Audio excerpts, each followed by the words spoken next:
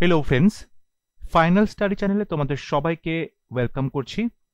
আজকে আমরা একটা প্র্যাকটিস সেট, ইংলিশে প্র্যাকটিস সেট, যেখানে 25টা কোয়েশ্চেন আছে, সেই প্র্যাকটিস সেটটা সলভ করব।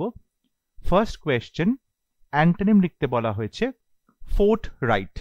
ফোর্ট রাইটের অ্যান্টোনিম কি হবে? দেখো, এখানে যে অপশনগুলো আছে সেগুলো একবার দেখে নিই। Up front, outspoken, devious, motivated. এখন এটা লিখতে গেলে তোমাকে জানতে হবে ফোর্থ রাইটের মানেটা কি। কোনো একজন মানুষ যিনি তার যে কথাবার্তা, তার যে ধরন, সেটাতে খুব ডাইরেক্ট, স্পষ্টবাদী এবং আউটস্পোকেন, তাকে বলা হয় ফোর্থ রাইট। তাহলে এখানে যেটা আউটস্পোকেন আছে সেটা কিন্তু সিনোনিম হচ্ছে, এটা সঠিক উত্তর হবে না। আপফ্রন্ট একদম মুখের ওপরে কথা বলে দেয়, এটা সঠিক হবে না। মোটিভেটেড, কাউকে প্রচন্ডভাবে সঠিক কথা বলতে খুব উদ্বুদ্ধ, এটাও সঠিক উত্তর হবে না। তাহলে এটা অ্যান্টোনিম হবে অপশন সি, ডিভিয়াস। ডিভিয়াস মানে হচ্ছে যে প্রচন্ড বদমাইশি বুদ্ধিতে ভর্তি, অর্থাৎ সে কিন্তু কোনো কিছু খুব গোপনে কাজ করতে পারে, গোপনে কোনো উদ্দেশ্য সাধন করতে পারে, ডাইরেক্ট বা আউটস্পোকেন নয়, স্পষ্ট কথা তিনি মুখের উপরে বলছেন না। সো সেক্ষেত্রে ফোর্থ রাইটের অ্যান্টোনিম হবে option C, devious. Question number 2, neither Priya nor Rashmi is planning a trip. এখানে বলা হয়েছে ইমপ্রুভ করতে, ইজ প্ল্যানিং। বলছে neither Priya nor Rashmi is planning, মানে প্রিয়া এবং রশ্মি কেউই কিন্তু প্ল্যান করছে না কোনো ট্রিপের জন্য। এক্ষেত্রে দেখো, নাইদার নর দিয়ে যখন সেন্টেন্স থাকে এবং দুটো সাবজেক্ট থাকে, তখন যদি সিঙ্গুলার সাবজেক্ট থাকে তাহলে সিঙ্গুলার সাবজেক্ট অনুযায়ী এখানে আমরা ভার্ব পাবো। কিন্তু যদি একটা সাবজেক্ট প্লুরাল, একটা সাবজেক্ট সিঙ্গুলার হয়, তাহলে এই ভার্বের কাছে যে সাবজেক্ট থাকবে, নিয়ারেস্ট সাবজেক্ট, সেটা অনুযায়ী ভার্বটা চেঞ্জ হবে। এখানে প্রিয়া এবং রশ্মি দুজনেই সিঙ্গুলার, তাই জন্য এখানে ইজ প্ল্যানিং একদম সঠিক আছে। এখানে কিন্তু ইমপ্রুভমেন্টের প্রয়োজন নেই। সো অপশন ডি হবে right answer, no improvement required. Question number 3, the fashion industry is one of the largest contributors to global warming. বলছে ফ্যাশন ইন্ডাস্ট্রি হচ্ছে গ্লোবাল ওয়ার্মিং কন্ট্রিবিউট করাতে ওয়ান অফ দি লার্জেস্ট কন্ট্রিবিউটার্স। এই যে one of the বলছে, এটা আসলে selection করা হয় ওয়ান অফ দি, এবং তারপরে প্লুরাল সাবজেক্ট বসাতে হয়। ওয়ান অফ দির পরে প্লুরাল সাবজেক্ট বসাবো। এক্ষেত্রে কন্ট্রিবিউটার্স প্লুরাল আছে, তাহলে এখানে ইমপ্রুভমেন্টের কোনো প্রয়োজন নেই। সো অপশন বি হবে right answer, no improvement required. Question number 4, একটা ইডিয়াম দেওয়া আছে, দি লাস্ট স্ট্র, শেষ যে খড়, ঠিক আছে, এটার অর্থ কি? অপশন এতে বলছে দি লাস্ট রে of hope in an unfortunate situation. একটা আনফরচুনেট সিচুয়েশন বা একটা দুর্ভাগ্যজনক সিচুয়েশন, সেখানে শেষ আশা, তাকে বলা হচ্ছে দ্য লাস্ট স্ট্র। অপশন বিতে বলছে দ্য লাস্ট ফাইন্যান্সিয়াল রিসোর্সেস, শেষ যে আর্থিক একটা সঙ্গতি, সেটার কথা বলা হচ্ছে। অপশন সিতে বলছে the final problem in a series of problems that makes the situation intolerable.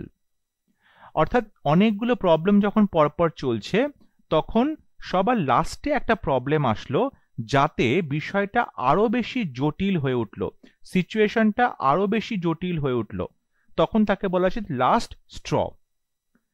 দিতে বলছে the only option left after a series of unsuccessful attempts. অনেকগুলো ব্যর্থ প্রচেষ্টার পরে একমাত্র যে অপশনটা হাতে থাকে, তাকে বলা হয় দ্য লাস্ট স্ট্র। এখানে তোমাকে বলতে হবে দি লাস্ট স্ট্র বলতে আসলে কি বোঝানো হচ্ছে। দেখো, দ্য লাস্ট স্ট্র বলতে বোঝানো হচ্ছে অপশন সি, অর্থাৎ অনেকগুলো প্রবলেম চলছে পরপর, কিন্তু শেষ একটা প্রবলেম এমন হলো যাতে সিচুয়েশনটা ইনটলারেবল হয়ে গেল, তখন তাকে বলা হয় দ্য ফাইনাল কিংবা the last straw. So option C হবে right answer. Question number 5, the man was dash enough to thank her for all the hard work. লোকটা কি ছিল যে সে ধন্যবাদ জানাবে সেই ভদ্র মহিলাকে তার এত কঠিন পরিশ্রমের জন্য। Attractive, repellent, horrid, gracious. দেখো অ্যাট্রাকটিভ মানে আকর্ষণীয়, এখানে আকর্ষণীয় তেমন কিন্তু ব্যাপারটা কিছু নয়, সুতরাং সঠিক উত্তর হবে না। রেপেলেন্ট, রেপেলেন্ট মানে হচ্ছে কোন একটা পার্টিকুলার জিনিস যেটাকে দেখে সবাই বিকশিত হয় বা সবাই সেখান থেকে দূরে যায়, তাকে বলে রেপেলেন্ট। এবার মস্কিটো রেপেলেন্ট, ওই জিনিসটাতে মশাকে দূরে রাখে, এটা সঠিক উত্তর হবে না। হরিড, হরিড মানে হচ্ছে ভয়ঙ্কর রকমের আনপ্লিজেন্ট, ঠিক আছে, খুবই অস্বস্তিকর, খুব বাজে কোনো জিনিস, এটা সঠিক উত্তর হবে না। রাইট আনসার হবে অপশন ডি, গ্রেসিয়াস। গ্রেসিয়াস মানে হচ্ছে খুবই উদার, কিংবা বলতে পারো যে খুবই একটা ভদ্র, হ্যাঁ খুব পোলাইট, তাকে বলতে পারো গ্রেসিয়াস। সো লোকটা এতটাই ভদ্র বা গ্রেসিয়াস ছিল যে সে ভদ্র মহিলাকে তার কঠিন কাজের জন্য ধন্যবাদ জানালেন। সো অপশন ডি হবে right answer. Question number 6, appropriate synonym of the given word astute. Astute কথাটির অর্থ কি? দেখো অস্টুট শব্দটি অর্থ হচ্ছে যখন কেউ প্রচন্ডভাবে ধূর্ত হয়, ঠিক আছে, প্রচন্ড তার ক্ষমতা থাকে, কোনো বিষয়কে সহজেই অ্যাসেস করতে পারছে, জটিলতাটা বুঝতে পারছে এবং সেটাকে নিজের কাজে লাগাতে পারছে, তাকে অ্যাস্টুট বলা হয়। সুতরাং এক্ষেত্রে আমরা শ্রুড যে শব্দটা আছে অপশন ডি, এটা সঠিক উত্তর হবে। শ্রুড মানে খুব ধূর্ত, খুব শার্প, ঠিক আছে, খুব তীক্ষ্ণ বুদ্ধি সম্পন্ন, শার্প উইটেড, তীক্ষ্ণ বুদ্ধি সম্পন্ন। সো অপশন ডি হবে রাইট আনসার। ডাল মানে ভোঁতা মাথা, সঠিক হবে না। ক্রুড বা ইম্পোলাইট, অভদ্র, সঠিক উত্তর হবে না। রাইট আনসার হবে option D, shrewd. Question number 7, synonym of the given words tidy. Tidy মানে পরিষ্কার পরিচ্ছন্ন, অর্ডারলি গুছানো, নমিনাল, মাডি মানে কর্দমাক্ত, প্যাটি মানে খুব ক্ষুদ্র। এক্ষেত্রে যেটা সঠিক উত্তর হবে সেটা হচ্ছে অপশন এ, মানে সে প্রচন্ড ভাবেই বলতে পারো গুছানো, টাইডি, পরিষ্কার পরিচ্ছন্ন। সো অপশন এ হবে right answer. Question number 8, no improvement বা ইমপ্রুভ করতে বলা হয়েছে। Amoeba is a microscopic single celled organism found in pond water. বলছি অ্যামিবা হচ্ছে একটা মাইক্রোস্কোপিক সিঙ্গল সেল মানে এককোষী প্রাণী যেটা পাওয়া যায় পন্ড ওয়াটারে। এখানে বলা হয়েছে কোথায় ভুল আছে, organisms, organisms founding in, organism find in. দেখো এক্ষেত্রে যেটা সঠিক উত্তর সেটা কিন্তু option C, no improvement required. অর্থাৎ যেটা বলা হয়েছে যে অর্গানিজম ফাউন্ড, এটা কিন্তু সঠিক আছে। অ্যাকচুয়ালি এখানে বলা হচ্ছে অর্গানিজম দ্যাট ইজ ফাউন্ড। এখানে দ্যাট ইজ ফাউন্ড যেটা আছে একটা ক্লজ হয়ে যেত, দ্যাট ইজ ফাউন্ড, সেটা না লিখে এখানে একটা ফ্রেজ করে দেওয়া হয়েছে organism found in pond water. সুতরাং এটা কিন্তু সঠিক আছে, এখানে কোনো ইমপ্রুভমেন্টের প্রয়োজন নেই। সুতরাং সঠিক উত্তর হবে অপশন সি। কোয়েশ্চন নাম্বার 9, এখানে বলা হয়েছে এরার কোথায় আছে। The students was given the task of paining down a short right up. ছাত্রদেরকে দায়িত্ব দেওয়া হয়েছিল যাতে তারা একটা ছোট রাইট আপ করতে পারে, লিখতে পারে ছোট করে কিছু। এখানে ভুলটা দেখো, স্টুডেন্টস প্লুরাল সাবজেক্ট, তারপরে সাবজেক্টের পরে কিন্তু ভার্বটা সিঙ্গুলার ওয়াজ আছে, তাহলে এখানে প্লুরাল ভার্ব লিখতে হবে ওয়্যার। তাই অপশন সি তে সঠিক উত্তর, এখানে ওয়াজ হবে না, এখানে হবে দ্য স্টুডেন্টস ওয়্যার, এই পার্টে ভুল আছে। Question number 10, if broadly beneficial immigration is to be sustained, destination countries must acknowledge and dash the real risk that it raises. If broadly beneficial immigration is to be sustained, যদি immigration বা অনুপ্রবেশ যে বিষয়টা সেটা যদি তুমি sustain করাতে চাও, যেটা উপকারে কাজে লাগবে, সেটাকে যদি টিকিয়ে রাখতে চাও, ডেস্টিনেশন কান্ট্রিজ মাস্ট অ্যাকনলেজ, তাহলে যে সমস্ত দেশগুলোতে এত এত অনুপ্রবেশ হচ্ছে, শরণার্থীরা প্রবেশ করছে, সেই সমস্ত দেশগুলোকে অবশ্যই অ্যাকনলেজ করতে হবে, স্বীকার করতে হবে এবং ড্যাশ দি রিয়াল রিস্ক, এবং আসল প্রবলেম কোনগুলো সেগুলোকে নিয়ে আলোচনা করতে হবে। Disregard, address, perform, speak.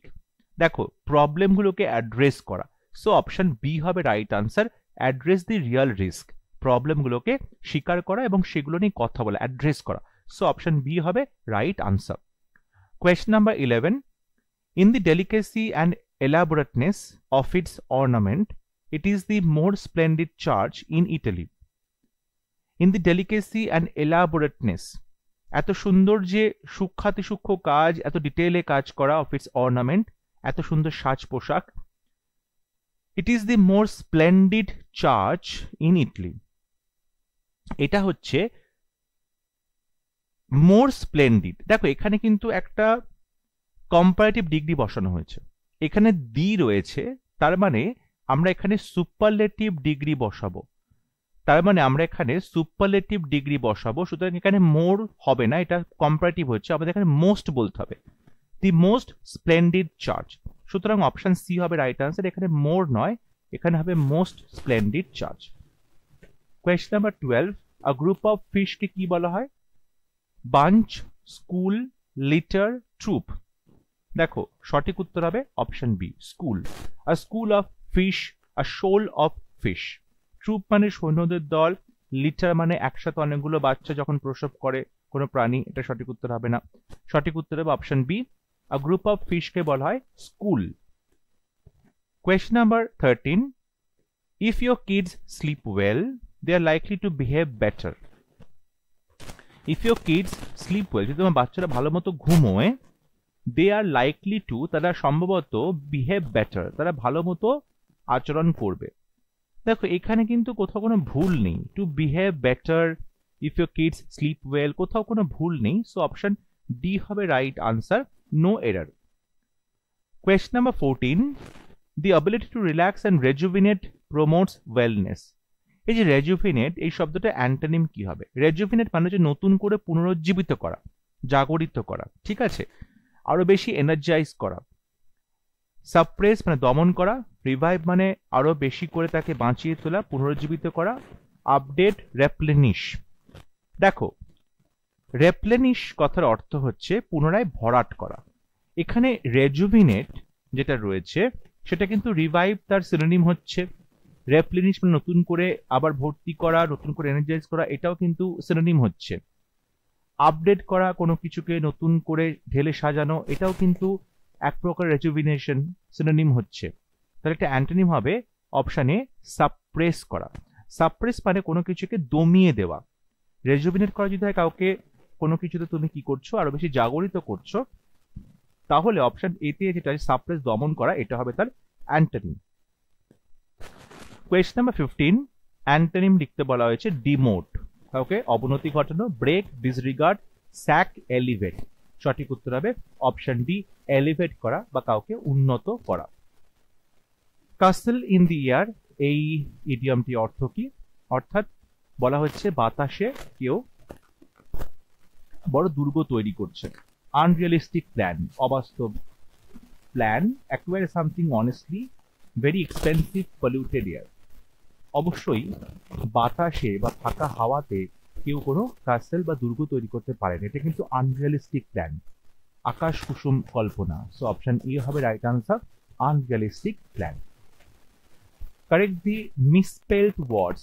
We have to rely on meaningful content now. দেখো রিলাই, RELY, এবং কন্টেন্ট, CONTENT। তাহলে এক্ষেত্রে যেটা সঠিক উত্তর হবে সেটা হচ্ছে we have to rely on meaningful content. Option D হবে রাইট আনসার, এইখানে কোথাও কোনো স্পেলিং এরর নেই। Question number 18, one word, a place for storing grain. শস্য জমা রাখার জায়গা, aviary, treasury, granary, apiary. Aviary হচ্ছে যেখানে বার্ডস, এভ মানে হচ্ছে বার্ডস, এপিয়ারি হচ্ছে বিজ, মৌমাছি, ট্রেজারি হচ্ছে টাকা পয়সা জমিয়ে রাখা। সঠিক উত্তর হবে অপশন সি, গ্র্যানারি বা শস্য ভান্ডার। সো অপশন সি হবে right answer. Question number 19, correctly spelled word yesterday. Yesterday, এক্ষেত্রে সঠিক উত্তর অপশন এ, ইয়েস্টারডে।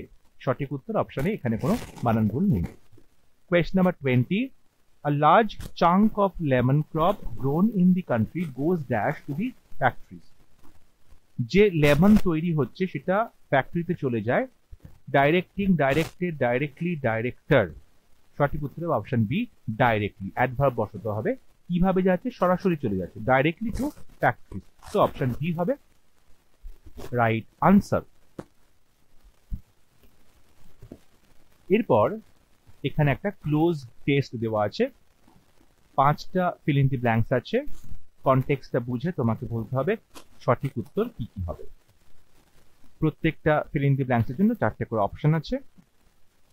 বলছে when it's your idea you want to dash about it all the time। যখন এটা তোমার আইডিয়া হয় তখন তুমি চাও সেটাকে নিয়ে সবসময় কি করতে। দেখো এখানে নাম্বার 1 এর জন্য কি অপশন আছে, নাম্বার 1 এর জন্য আছে কাস্টমাইজ, এক্সপ্রেস, মিট, টক। অবশ্যই যখন সেটা তোমার আইডিয়া তখন তুমি সেই আইডিয়াটা নিয়ে সবসময় কি করতে, কথা বলতে চাও। সো এখানে টক হবে, অপশন ডি হবে সঠিক উত্তর। You want to talk about it all the time. I have had this problem on more than a few occasions now। এরকম প্রবলেমটা আমার বেশ কয়েকবার হয়েছে। I know there shouldn't be any shame in dash your work। আমি জানি যে তোমার লজ্জা পাওয়া উচিত নয় নিজের কাজটাকে কি করার জন্য। তাহলে ফিল ইন দি ব্ল্যাঙ্ক 2 এর জন্য কি করব আমরা এখানে, প্রমোটিং, আস্কিং, লিনিং, ডিমোটিং। অবশ্যই তুমি তোমার কাজটাকে প্রমোট করবে, তোমার কাজটাকে আরো বেশি সমাজে ছড়িয়ে দেবে, প্রমোট করবে। সো অপশন এ হবে রাইট আনসার, প্রমোটিং। বলছে any shame in promoting your work but it's such a task two draw the line. কিন্তু তোমাকে কোথাও একটাকে নিয়ন্ত্রণ টানতে হবে। ইন মাই কেস, আমার ক্ষেত্রে, since my work is all things related to social media, কিন্তু আমার কাজটা সমস্ত কিছু সোশ্যাল মিডিয়াকে নিয়ে, this problem gets even dash convoluted. এই প্রবলেমটা আরো বেশি করে কি হয়, most, least, less, more, least. এই ক্ষেত্রে যেটা সঠিক উত্তর হবে সেটা হচ্ছে অপশন সি, মোর কনভিউলেটেড। অর্থাৎ আরো বেশি বেড়ে যায় প্রবলেমটা, এটা হবে more convoluted. Long story short, এক কথায় বলতে গেলে, I hate that I dash have to worry about when it's okay to promote. আমার এটা বলতে ঘৃণা লাগে বা আমার খুব খারাপ লাগে বিষয়টা, যে আমাকে চিন্তা করতে হয় when it's okay to promote, যে কখন এটা ঠিক যে আমি আমার আইডিয়াগুলোকে প্রমোট করব। তাহলে এখানে অপশন 4 যেটা আছে, I hate that I occasionally, constantly, rarely, never. আমি কনস্ট্যান্টলি ভেবে যাই, সবসময় আমাকে ভাবতে হয় কখন আমি আমার আইডিয়াটাকে প্রমোট করব, অ্যান্ড ওয়েন ইটস ড্যাশ, এবং কখন সেটা প্রমোট করা উচিত নয়, nothing, none, no, not, and when not, এবং কখন আমি করব না, ওয়েন ইটস নট, কখন করব না। তাহলে দেখো পুরো যদি প্যারাগ্রাফটা তুমি এখানে দেখবে তাহলে হচ্ছে when it's your idea you want to talk about it all the time। I have had this problem on more than a few occasions now। I know there shouldn't be any shame in promoting your work but it's such a task to draw the line। In my case, since my work is all things related to social media, this problem gets even more convoluted। Long story short, I hate that I constantly have to worry about when it's okay to promote and when it's not। So আমরা এরকম ভাবে 25টা কোয়েশ্চেনের answer নিয়ে আলোচনা করলাম। তোমরা অবশ্যই জানাবে out of 25 তোমরা কতগুলো প্রশ্ন সঠিক উত্তর করতে পারছো, কোথায় ভুল হচ্ছে, কোন কোন প্রশ্নের এক্সপ্লেনেশন বুঝতে পারছো না। আশা করি তোমাদের কোনো অসুবিধা হওয়ার কথা নয়। তাহলে পরবর্তী ক্লাসে আবার দেখা হবে। সবাই ভালো থাকবে, সুস্থ থাকবে।